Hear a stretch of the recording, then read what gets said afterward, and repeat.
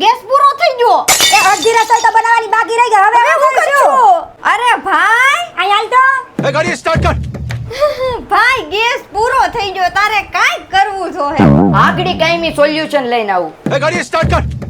આર્યો PayPal વાળાનો બાયોફ્લેમ smokeless wood stove. લ્યો. હવે આપણે લાકડાના ચૂલા ઉપર ધુમાડામાં રસોઈ બનાવવાની. આ કોઈ સામાન્ય ચૂલો નથી.